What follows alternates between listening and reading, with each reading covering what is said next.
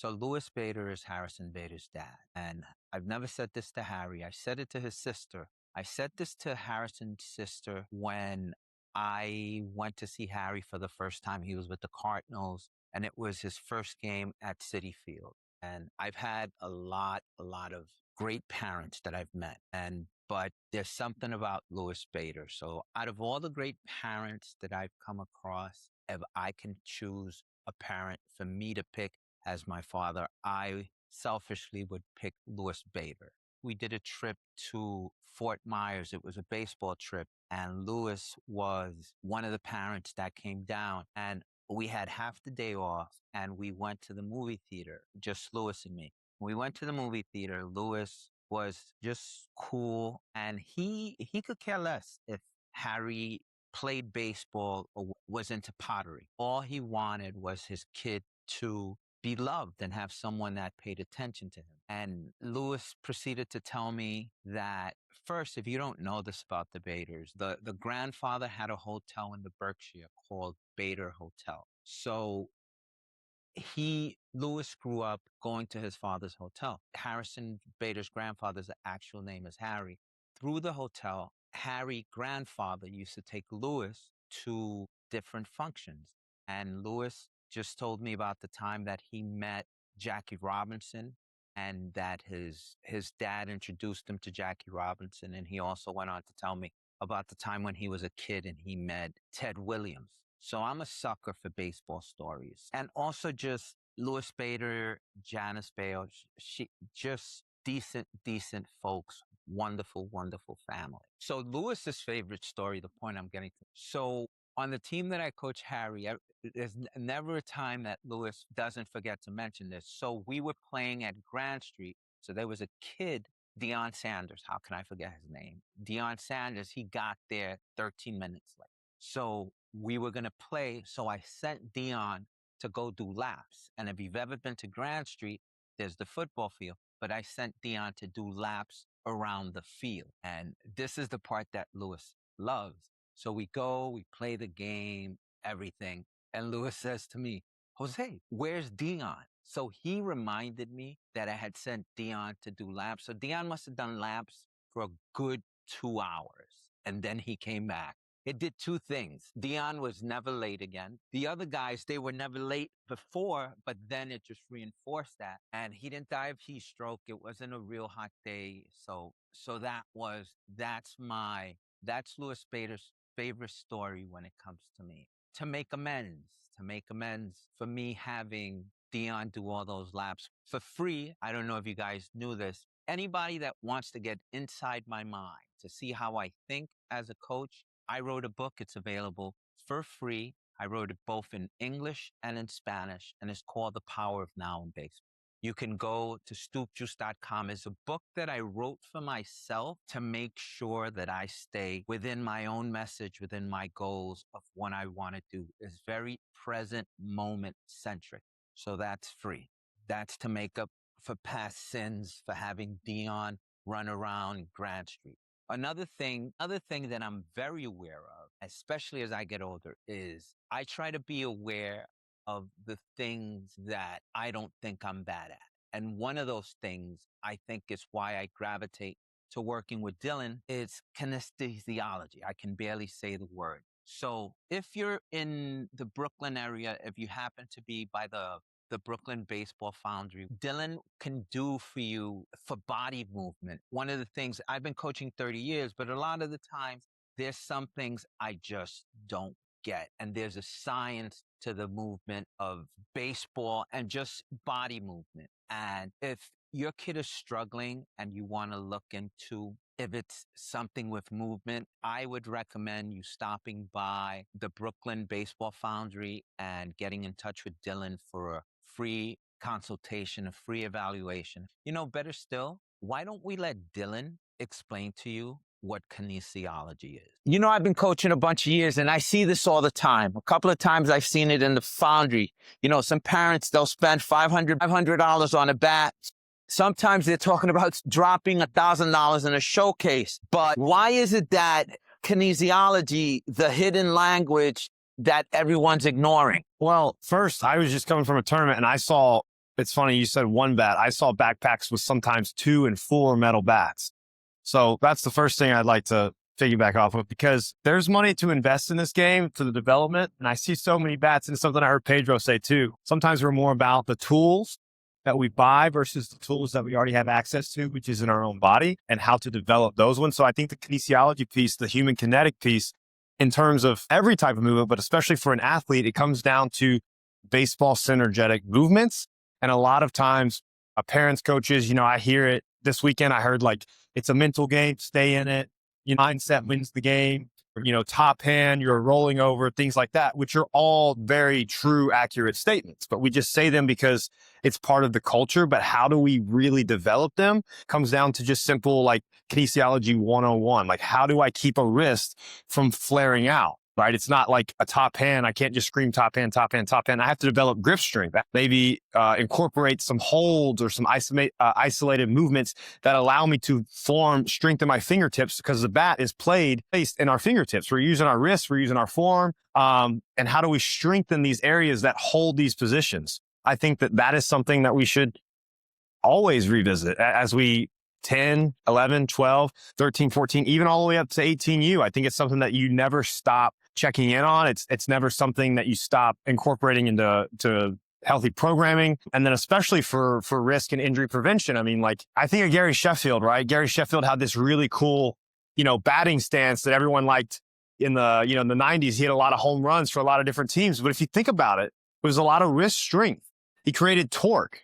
And that, if you see his forms and Andrew Jones and a lot of the guys that were on the Braves, I promise you in their programming, they were doing fingertip push-ups. They were doing push-ups, but then there was an element of like, how do we even elevate this movement to get onto our fingers to develop strength here? Because when Gary Sheffield got hurt, as you remember, like in the wrist, it takes him a while to get back to those same numbers. So that's just one huge example. But for a kid who has a strong swing for certain pitches, but then can't make contact with another pitch strictly because of what the wrist is doing or not doing, I think it's something that we should always be talking about from just a simple movement pattern point.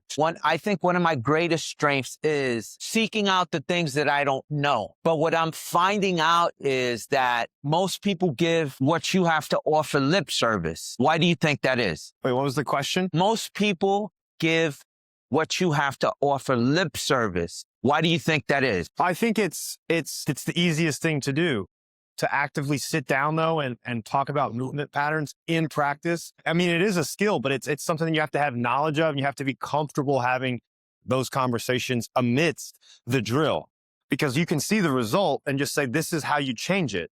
Like, keep the top hand from doing this, that, or focusing on the hips doing this or that, staying back, load later, whatever it is. But if the kid doesn't have access to perform that movement, you're kind of asking them to throw a ball 95 miles an hour while they're 12. It just can't be done yet, right? You have to access it in your body. And I think that it's easy to just talk about it. It's easy to just like say, this is, it's very simple, but that's all result based. Like, it has to be practiced in the drill. And then whenever it happens good, highlight it and then ask them, hey, how'd that feel in the body? Did you feel a difference? And then have that person feel it out in their body, because everyone's, you're not in other people's bodies. You don't know how they feel. So you ask them and you get them to articulate it. And then that helps stick. And that's why you're developing into muscle memory. It's like, you can swing a bat from age 3 to 9. You're going to have a good swing. I tell people all the time, these kids that I'm coaching, y'all are good baseball players. You've hit home runs, you've hit doubles, you've done the hardest things that you can do offensively, right? Now, how do you do it quicker from pitch to pitch? And then how are you developing it whenever you're not even picking up a bat to make sure it sticks? Guys got good swings, but how do I continually develop the movement patterns that are going to continue to set me up for success, especially as I get older? So I'm coaching the Brooklyn Cadets. We just got our tops, the top jerseys. Sexy. Dude, they're like the Brooklyn Dodgers. Sexy, sexy. The kids, we got them this weekend. So in August, we're going to end up playing in Cooperstown. So one of my biggest pet peeves when coaching 12-year-olds is they play in these little fields, but they're not thinking about the work that they're doing to become 13-year-olds. What can I do from your perspective to teach my kids that are 12 in these little fields to stop chasing the home run power early? think that is like a mental conversation. I think that's first you got to lead with patience, because hitting home runs, as you know, you hit a lot of home runs. It's fun. They happen. So that's the best time that you're running around the bases, is when you hit a home run. I did hit home runs when I was younger, but then when I got to the bigger field, or I started playing up, probably at the age 10, 12 years old, home runs didn't exist for me till I got back into, my body at 16, 17 years old, when the weight room kind of helped me create that power. I think that a way to avoid chasing the home run swing is articulating that big swing whenever you make contact and it leaves the yard. Great. How many times are we going to do that consistently? If you got a guy hitting 10 at bats, 7 home runs, probably not going to say anything. But if you got a guy who goes up 10 at bats, hits 1 home run, and then the other 9 times, or swings and misses, or strikeouts, that's something that I think you have to slow it down and help the player understand that focusing on hitting the ball on a line with a short, compact swing to the opposite field are going to turn into home runs more times than a swing and miss is, because I'm making hard contact. So I think that at this age, while the fields say swing it, go, because you're hitting the home run and you're doing the dance as you come into home plate, those are the fun parts of baseball that why we play it, but it can't be the driver, right? It has to be like, how did I help my teammate? If I hit a home run, I did help my teammate. But if I didn't, and I swung and missed, and on 4 pitches, I saw 3 pitches and I swung and missed all 3, did I help my team? No, I got to make contact. I got to give my team a chance. I got to give myself a chance to get on first base. I think that's a conversation that having with younger kids is a little bit more difficult because of the field sizes that we play on. But whenever it goes well, you celebrate. And then whenever there's swings and misses, it's got to be less, hey, stop swinging for the fences, more, hey, maybe see a pitch that if you can hit a home run on, that's the one we go for. But if it's not a pitch that we can hit out of the park, find the pitch that we can hit a line drive on, line drive, ground ball, line drive, ground ball. And if I tell my players, if I see a fly ball, it's got to be a home run. I'd rather see a line drive or a ground ball, because a line drive through the infield is a single no matter what, unless we hit a screamer to right field, because I've seen guys get thrown out. And how they're playing, chances are a ground ball gives us an opportunity to get on first base, because as you know, if you hit a ground ball, a lot of good things for you can happen.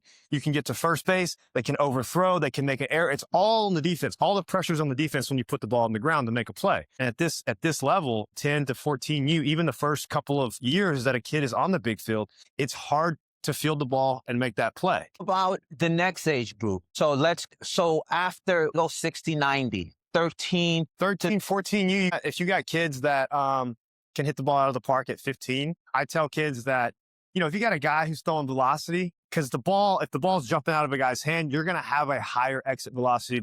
Physics, that's the way that's going to go. But if you're still up there taking big cuts and you're not hitting the ball out of the park and they're just like warning track, or, they're deep fly balls, you still have to dial it back down. I had a coach mentor say, you got to play pepper. If you can play pepper with 90 off the bat and get it in between the gap on a line, that's a double, right? Hit it where the old saying, hit it where they're not. You can hit it where they're not, but if there's air under it, that gives me a chance as a defender to get to it. But if I hit it where they're not hard on the ground or on a line, it gets through. It allows us to take the next base. And, if you have a guy that can hit home runs and you got a guy on third base with less than 2 outs, it's a different conversation, because then you have a guy that has a skill set that can manufacture a run, who can hit a deep fly ball. So you tell him, hey, hunt that pitch that if it leaves the yard, that's just icing on the cake. If not, it's a deep fly ball. You sacrifice yourself up and give us a run. And there's nothing more beautiful, minus hitting a home run, than a sacrifice on the offensive side of the ball, whether it be a sac bunt or a sacrifice fly, because you're literally giving yourself up to help your team. And that is huge in the game of baseball. So how do kids deal with Bambi legs? Bambi legs. Oh, yeah. So that's like whenever I'm kind of caught a growth spurt and I was really strong, really fast, even just 6-8 months ago. But now, I've caught a growth spurt. So I've kind of lost.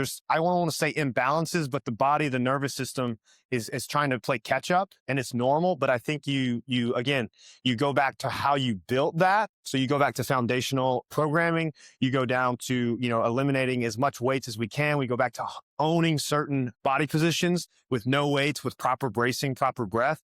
Then you're kind of retraining because the nervous system is continuing to develop at that age, right? So you want to make sure that you're nurturing that, but also setting them up to know like, hey, if you follow this 4 to 8, 6 weeks, whatever it is, you're going to end up stronger than even you were before you caught like this growth spurt or something, because the bones are continually growing. So you want to nurture that. You don't ever want the weights to lead the way. You want the body to kind of reveal what you have to do as the strength conditioning aspect, how you're going to program for that kid. So, Dillon, when you see a kid struggling with his load, is that a hitting problem or a hip mobility problem? I think it depends. I think at certain ages, it can be a movement pattern. I don't want to say problem. I want to say like, they compensate, right? If they can't hold something on one side of the body longer than the other side, it can become a conversation where you have like, hey, what's our strength like at this area? If it's something that you're asking them to do and they can't do on like a biomechanical point of view, we have to address that. You make adjustments. You got to move the hands in situations. I've taken hitters that can't hold certain positions with their hands up here, because if you're asking them to get to a place down here, the hands never get there. You got to start them lower. So they're in the position already. So you got to make it easier until the kid gets enough mobility or strength to own certain positions. And that's like a good place to start, I think. They talk about the 3 pillars of movement. Can you talk?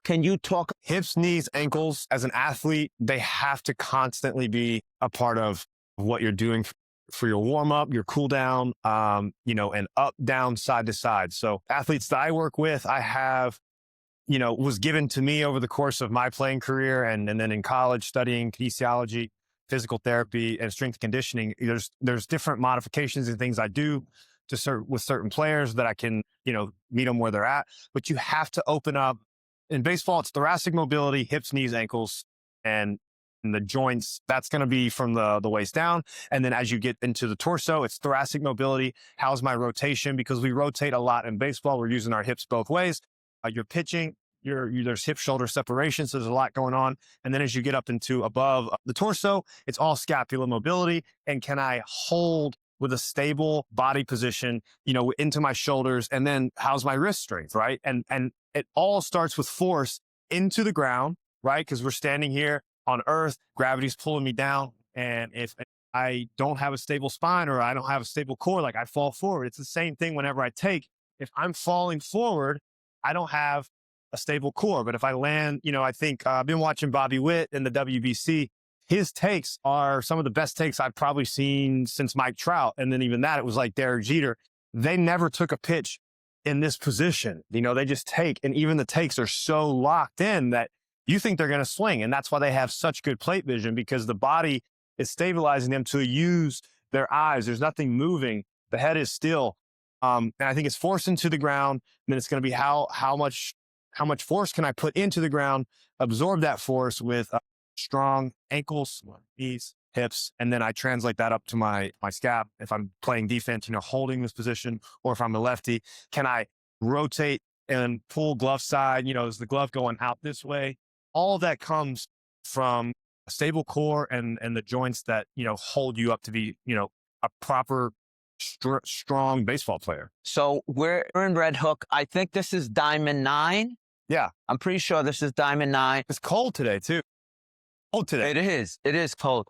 And we're coming from the baseball foundry. We wanted to capture the connection. You know what? I'm surprised, even though it's cold, there's no one here practicing. Right. Because this is like, people in the Northwest, they got rain jackets that say their team on them and they're getting their rest. Yeah. There's, if you're from the Northeast, shame on you. If you're from Brooklyn, shame. Well, mind you, it's a lot of the private schools, Berkeley Carroll included, they're on break. So on you to a certain extent.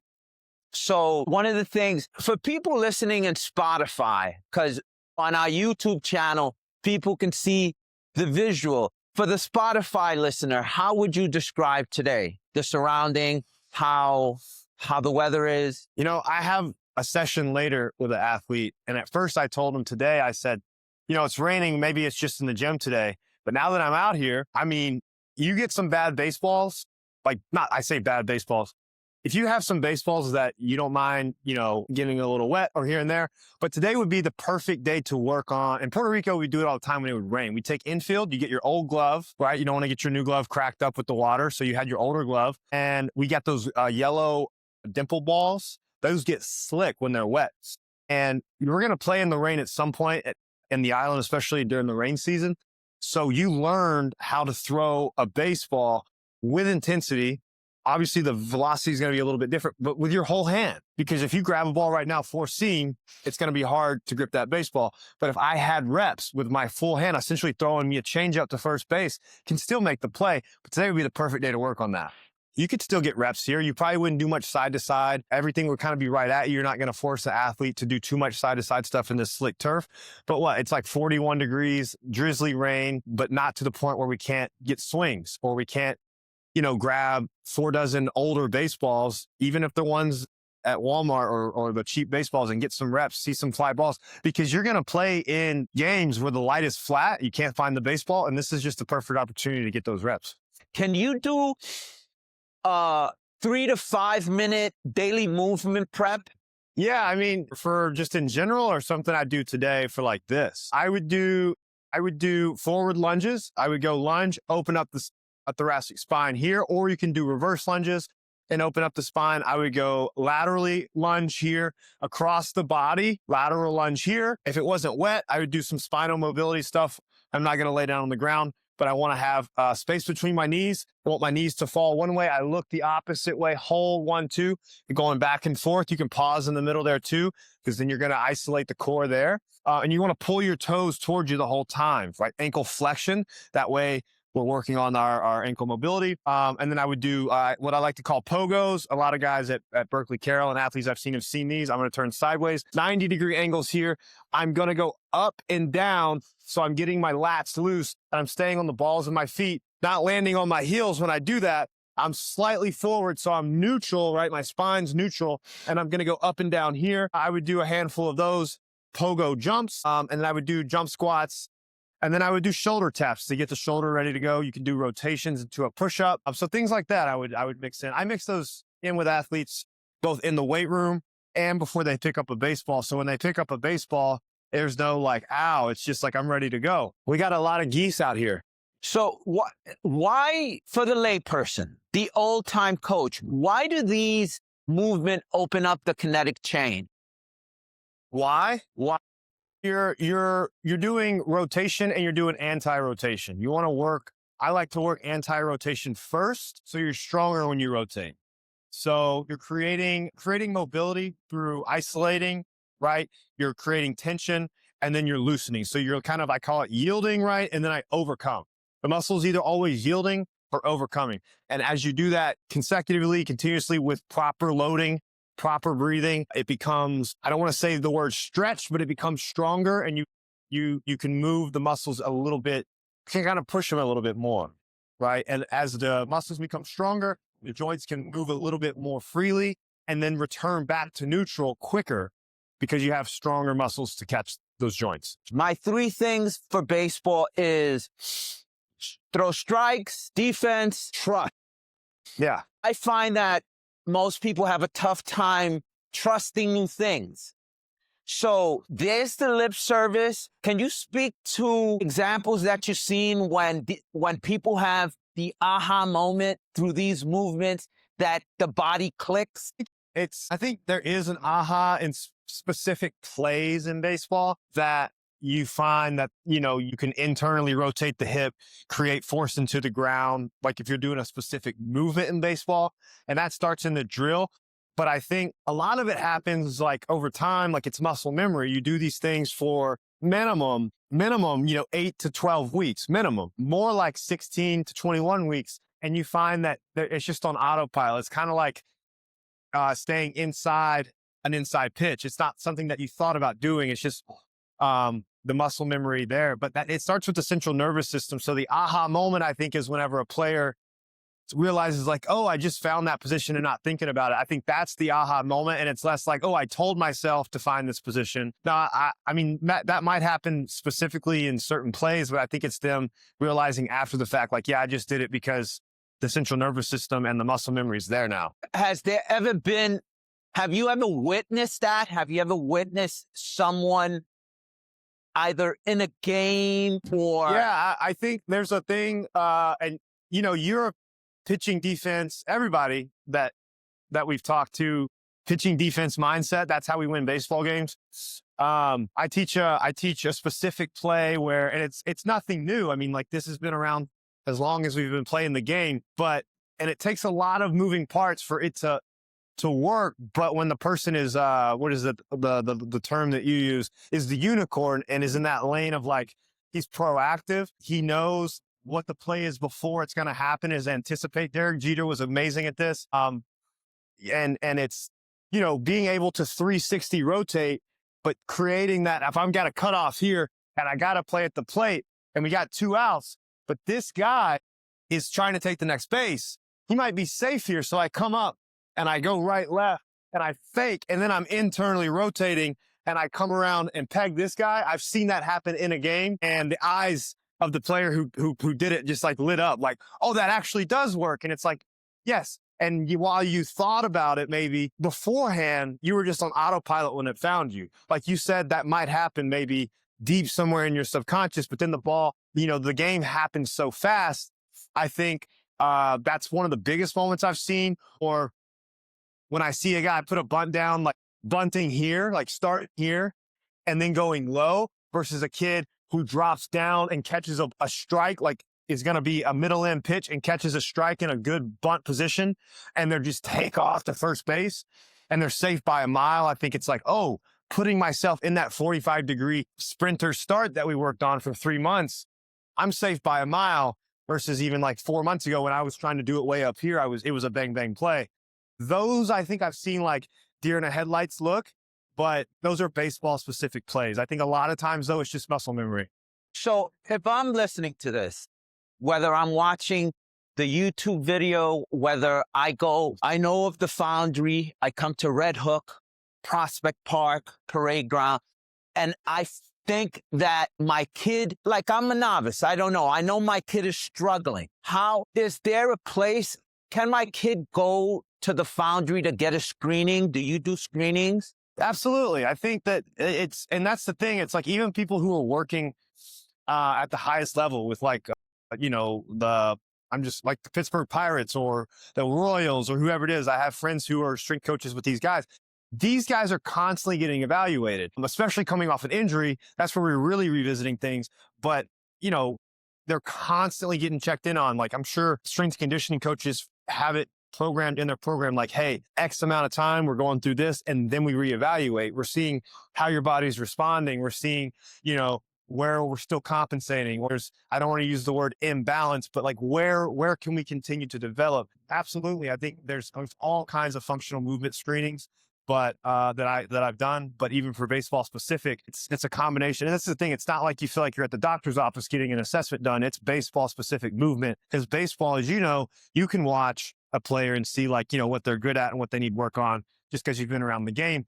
And it's the same thing. It's like, oh, this kid is really good at this, but if he can get access to certain parts of his, mobility here and there, it'll really take off. Think for selfish reasons, because this is a labor of love. Why don't we extend free screenings to anyone that drops in the Foundry and seeks you out? And then if there's any programs that you think the kid will need, don't you think that's a good next step for anyone that? Of course. Yeah. I mean, I'm there right now. I'm there 3-4 days a week. And then when we do some stuff with BC, we're there a 5th day. And yeah, it'd be great. How much time would that entail? If we did it in groups, I like to do it, one-on-one. It's going to be a little bit more, you get a little bit more treatment there, which is fine. 30, 45 minutes, hour tops, because of conversation. And you also want to make sure that you're checking in. If anything's uncomfortable, you kind of got to make a modification to make sure you're not asking someone to get into a position that they're not comfortable getting into, like from a pain point. Now let's talk UBC baseball. Who were you going for, buddy? In the last game, of course. I mean, I wanted the United States to win, of course. But, I'm a baseball guy. So at the end of the day, I'm always looking for something that I can learn. And I didn't get to watch a lot of the championship game, but when I turned it on, and I know there's a lot of talk about, these guys are playing at a very high level. These are the pros, like these are why they get paid the amount of money they get paid. And they have a lot of passion, but they also have a job to do next week for their organizations. But I think to see Venezuela do. Lastly, I want to share a pitching visualization video I first posted on YouTube in the spring of 2008 when I was the pitching coach at Morris High School in the Bronx. Visualization is an effective way for players to manifest their desired outcomes on the baseball field. Baseball is 90% mental, and players who understand that they're their own best coach and cheerleader tell themselves constructive stories when the going get tough. Has this video aged well?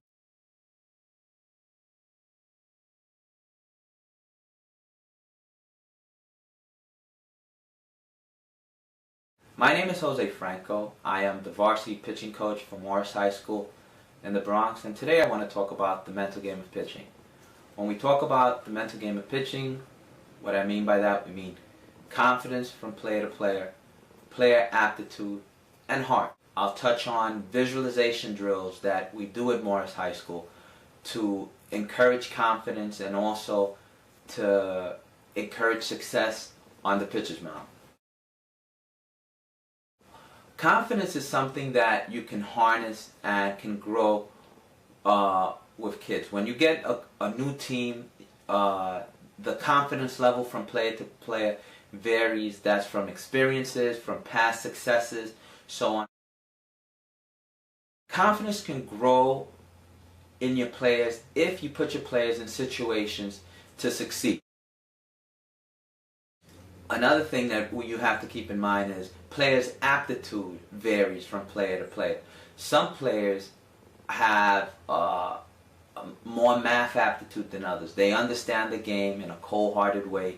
They understand the numbers. They understand if for you to hit 300, the old adage, out of 10 at-bats, you need 3 hits and you're hitting 300.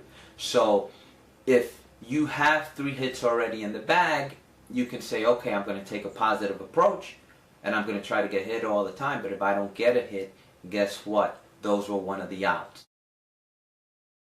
Heart. You don't have to have this aptitude, but you can have a uniform approach each and every time you're at the plate. If you approach each at bat, or if you approach each pitch separately and by itself, and it has no baggage from prior pitches, past performances, or future pitches, or future performances, that is optimal. Because what will happen is you'll just be in the moment and you'll be focused on the result of the moment. You're not caught up with past results and what this pitcher did or this hitter did off of me. You're just focused on throwing the pitch, and that I find to be the best. For coaches, what happens is we have to encourage confidence. And how we encourage confidence is that we provide constructive criticism to our pitchers. For my case, is providing constructive criticism to our pitchers so they can improve. What I found out through mistakes that I've made in the past is the timing of your constructive criticism makes all the difference. In the past, I would interject during the game and I would point out mechanical errors the pitcher's making on the pitcher's mound. And what I did was I just added to the pitcher's plate. The pitcher was having a tough time throwing strikes. Now, not only is he having a tough time throwing strikes, now he's worried about the mechanics.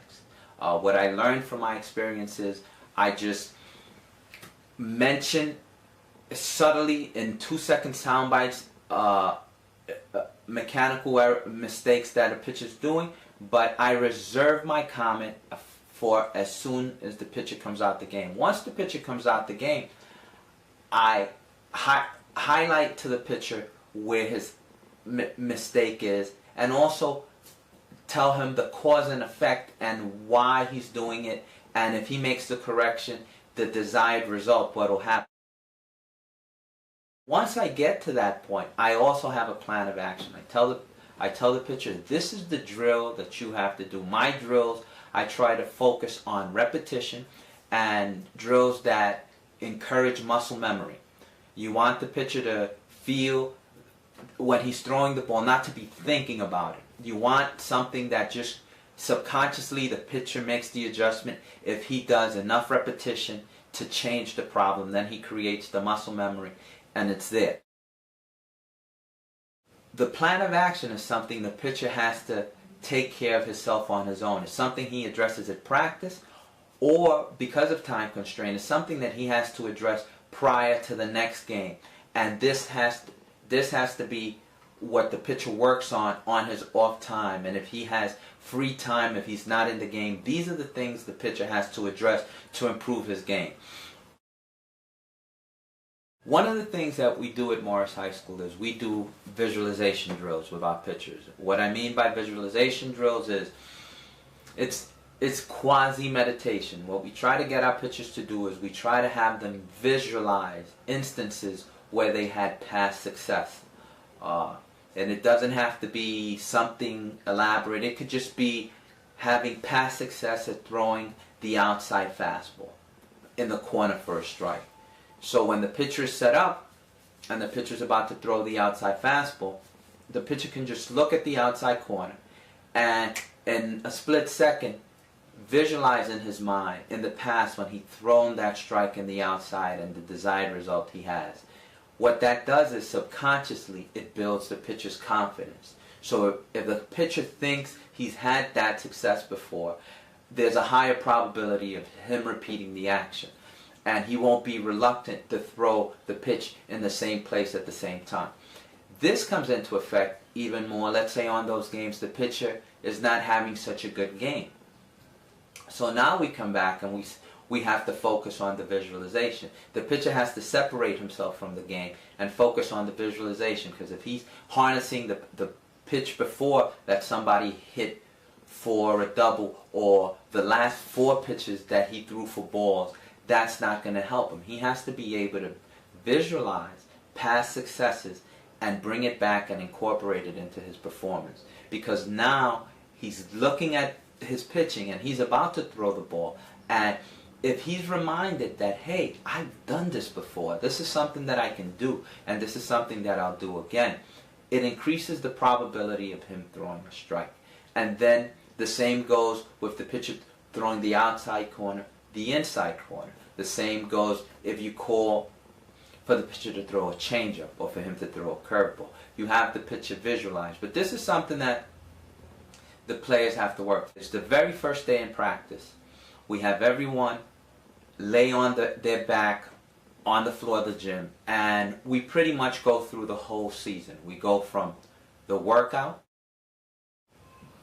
to the workouts outside, to practices, through the games, through the different pitchers pitching. It's about a 10-15 minute exercise, and from the playoffs and dancing on the pitcher's mound after winning the championship. So you plant the seed. You have the visualization. It's not. It's subconsciously you'll be in games, and if you buy into visualization, you'll feel like, hey, I've been here before. This is something that I've done. This is something that I can do. This is where I'm supposed to be. This is not a fluke. It keeps the players even keeled, and it helps them focus on the game, and it helps them with their confidence. Confidence is something that you have to harness. It goes with constructive criticism, but the timing of the constructive criticism is very important to obtain the desired result. Your player's aptitude, your player's heart, what a player is made out of, and what we at Morris High School we encourage visualization drills.